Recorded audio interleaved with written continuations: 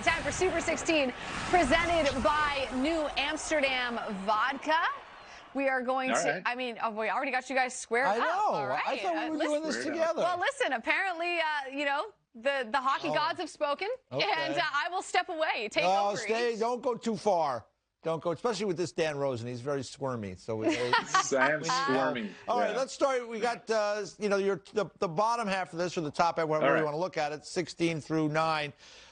You know, the LA Kings have made a push up the standings, and now they are in it. So much so that they've moved ahead of the Blues. Give me your thoughts on the Kings right now. Yeah, I never thought I'd have the Blues at 16 at any point this season, EJ. But, you know, they kind of deserve to be there at this point. But the Kings, I mean, you look, they're dogging on the puck right now. They're scoring goals. Their older players are driving the bus in many ways, and the younger players are following suit. You're seeing terrific contributions. I know you guys recently had Drew Doughty on the show, and he's been excellent. Kopitar's got to be in the Hart Trophy conversation at this point. Quick has been very good, kind of, you know, turning back the clock a little bit. So 5 wins in a row, I couldn't ignore it. Is it sustainable is the question. Is it sustainable? And the same thing with the 14 team, the Blackhawks and the Oilers, I guess. Is it sustainable? Okay, that's the question. I think the Oilers should be higher. I agree. Yeah, I mean, I have that group because they've been playing very, very well. Don't take his side, Jackie. Don't take his side. Listen, I work with the guy every day for at least 2 hours. It's usually She knows. We have each other's back here, Dan. But I'm actually surprised you don't think the Kings should be higher. I mean, they've won 5 in a row, and the Oilers have won 4 in a row. But so, you know, the Oilers are up number 2 spot in the division now. So I feel like they're making a real push now. Thank you, Here's the thing with the Oilers, and I look, I'm finally have them in, okay? So they've finally convinced me to rank them. It's still the McDavid-Draisaitl show, and until I see continued depth scoring there over the course of a longer period of time, I'm still going to question it. I have to question the goaltending. I mean, for a little bit last night, it looked like Mike Smith was just giving them away, and then they were able to, you know, respond. But little bit of question on the defense, goaltending, and depth. But when you have McDavid and Draisaitl running the show, you should be winning games the way they are right now. And they're 10-2 in their past 12. So again, another one. Couldn't ignore it. Couldn't ignore it. I think I heard they're tied for second most points in the league, the Edmonton Oilers. There you go. There you go. So, but we'll see. Can they sustain it? I understand, Dan. Can they sustain? Sustainability. It's different philosophy. We come back to this all the time. But let's look. Let's go to the top 8. Let's go to the top 8. See what he's got up there. What do we got going on here? There we go. Okay. Well, I'm just going to jump right in here. Go ahead. Because the Florida Panthers are ahead of the are behind the Lightning, despite taking 2 of 3 from Tampa, and I believe they're first in the division. Yeah, I believe you're right, Jackie. Give me your justification there, D. Rose. Because sometimes I look at it and I say, all right, let's line them up and say, who would win a best-of-7 series?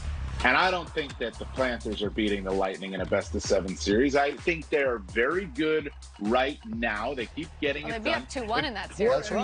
Importantly, they're getting it done from defensemen getting good offensive production from their D, 43 points from their D. But the Lightning hit a little bit of a snag, and I can't just ignore everything else that they do. So they hit a little bit of a snag. It's okay. They lost a couple of games. It's not the end of the world. They're a better team than the Florida Panthers are over the long haul, so they are ahead of the Florida Panthers. Really? Okay. Well, I guess the fact that you have the Lightning at 3 tells means us I'm off the payroll. Well, it seems that you would be exactly. I mean, I'm concerned about you. I'm concerned about you and that extra source of income that you had going there. But you got the Bruins at number 1. I think we can all agree the Bruins look like the best team right now the way they've been playing.